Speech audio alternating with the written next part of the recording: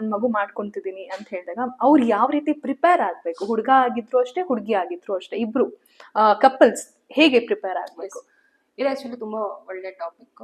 Usually ನಾವೀಗ ಏನ್ ಹೇಳ್ತೀವಿ ಅಂದ್ರೆ ಪ್ಲಾನ್ಡ್ ಪ್ರೆಗ್ನೆನ್ಸಿನೇ ಇರ್ಬೋದು. ನೀವು ಒಂದು ಪ್ರೆಗ್ನೆನ್ಸಿ ಅಂತ ಮಾಡುವಾಗ ಚೆನ್ನಾಗಿ ಪ್ಲಾನ್ ಮಾಡ್ಕೊಳ್ಳಿ. ಮೆನ್ ಇರ್ಬೋದು, ವಿಮೆನ್ ಇರ್ಬೋದು, ಇಬ್ರು ಕೂಡ ರೆಡಿ ಆಗಿ ಇರ್ಬೇಕು ಪ್ರೆಗ್ನೆನ್ಸಿಗೆ. ಅಂಡ್ ನ್ಯೂಟ್ರಿಷನ್ ಅಲ್ಲಿ ಏನಾದ್ರೂ ಗ್ಯಾಪ್ಸ್ ಇದ್ರೆ ಅದು ಫಿಲ್ ಆಗಿರ್ಬೇಕು.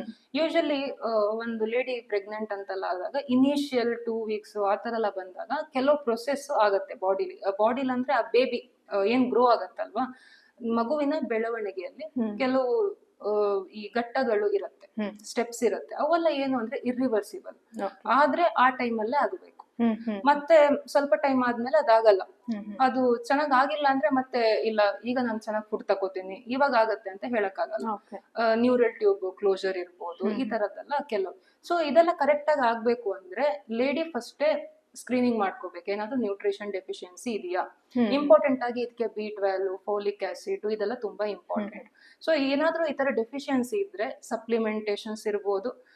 ಒಂದು ಫುಡ್ ಇಂದನೂ ಹೆಲ್ಪ್ ಆಗುತ್ತೆ. ತೀರಾ ಡೆಫಿಷಿಯನ್ಸಿ ಇದ್ರೆ ಸಮ್ಟೈಮ್ ಸಪ್ಲಿಮೆಂಟ್ಸ್ ಬೇಕಾಗುತ್ತೆ. B12 ಅಂತ ಬಂದಾಗ ಇಂಜೆಕ್ಷನ್ಸ್ ಅದೆಲ್ಲ ತಕೋಬಹುದು, ನೀವು ಇಲ್ಲ ಸಪ್ಲಿಮೆಂಟ್ಸ್ ತಕೋಬಹುದು. ಸೊ ಇದನ್ನೆಲ್ಲ ತಕೊಳ್ಳಿ. ಮತ್ತೆ ಐರನ್, ನಿಮ್ಗೆ ಗೊತ್ತಿದ್ದಂಗೆ ಪ್ರೆಗ್ನೆನ್ಸಿ ಟೈಮಲ್ಲಿ ಬೇಬಿಗೂ ನರ್ಚರ್ ಮಾಡಬೇಕು ಅಂಡ್ ಅಮ್ಮನಿಗೂ ಕೂಡ ಪೋಷಕಾಂಶಗಳು ಬೇಕಾಗುತ್ತೆ. ಎಸ್ಪೆಷಲಿ ಬ್ಲಡ್ ಇದೆಲ್ಲ ಅಂತ ಬಂದಾಗ ಐರನ್, ಹಿಮೋಗ್ಲೋಬಿನ್ ಲೆವೆಲ್ಸ್ ಎಲ್ಲ ಒಂದ್ಸಲ ಚೆಕ್ ಮಾಡ್ಕೊಳ್ಳಿ.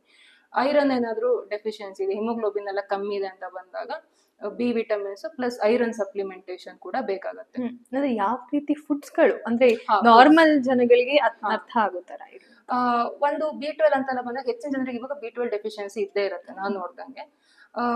ಇದು ಫರ್ಮೆಂಟೆಡ್, ಒಂದು ನಾನ್ ವೆಜಿಟೇರಿಯನ್ಸ್ ಸಿಗಾದ್ರೆ ನಾನ್ ವೆಜ್ ಅಲ್ಲಿ ಇರುತ್ತೆ B12 ಎಲ್ಲ ಸಿಗತ್ತೆ, ಎಗ್, ಚಿಕನ್ ಇದರಲ್ಲೆಲ್ಲ.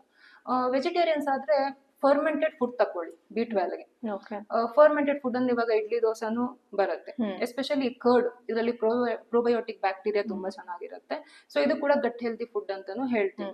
ಸೊ ಈ ತರ ಫುಡ್ ಕೂಡ ನೀವು ತಕೋಬಹುದು.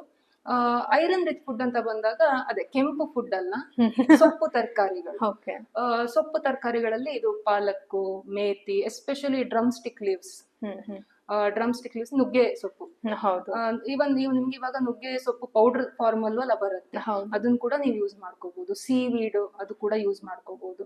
ಮತ್ತೊಂದು ಏನಂದ್ರೆ ಡ್ರೈ ಫ್ರೂಟ್ಸ್, ಇದ್ರಲ್ಲಿ ಕೂಡ ಐರನ್ ತುಂಬಾ ಚೆನ್ನಾಗಿರುತ್ತೆ. ಎಸ್ಪೆಷಲಿ ಡೇಟ್ಸ್, ರೈಸಿನ್ಸ್ ಅಲ್ಲೂ ಇದೆಲ್ಲ ಐರನ್ ಚೆನ್ನಾಗಿರುತ್ತೆ, ಅದು ಕೂಡ ತಗೋಬಹುದು. ಮತ್ತೆ ದಾಲ್ಸ್ ಅಲ್ಲೂ ಇರುತ್ತೆ, ಬೇಳೆಕಾಳುಗಳಲ್ಲಿ. ಮತ್ತೆ ರಾಗಿ ಕೂಡ ಐರನ್ ರಿಚ್, ಐರನ್ ಇರುತ್ತೆ ರಾಗಿಲಿ, ಕ್ಯಾಲ್ಸಿಯಂ ಕೂಡ ಇರುತ್ತೆ. ಸೊ ಬೋನ್ ಹೆಲ್ತ್ ಕೂಡ ಬೇಕಾಗುತ್ತೆ. ನಾನು ಹೇಳ್ದಂಗೆ ಐರನ್ ಮತ್ತೆ ಕ್ಯಾಲ್ಸಿಯಂ ಕೂಡ ನೋಡ್ಕೊಳ್ಳಿ. ಕ್ಯಾಲ್ಸಿಯಂ ರಿಚ್ ಫುಡ್ ಅಂದ್ರೆ ಅಗೇನ್ ಡೈರಿ ಪ್ರಾಡಕ್ಟ್ಸ್ ಆಗಿರ್ಬೋದು. ಹಾಲು ಇಷ್ಟ ಇಲ್ಲ ಅಂದ್ರೆ ಬೇಕಾದ್ರೆ ಮೊಸರು ಫಾರ್ಮಲ್ ತಕೊಳ್ಳಿ. ರಾಗಿಲ್ ಕೂಡ ಕ್ಯಾಲ್ಸಿಯಂ ಚೆನ್ನಾಗಿರುತ್ತೆ. ಸೊ ಡೈರಿ ಪ್ರಾಡಕ್ಟ್ಸ್, ದಾಲು, ನಟ್ಸು ಇಂಥದ್ದೆಲ್ಲ ಜಾಸ್ತಿ ತಕೋಬೇಕು.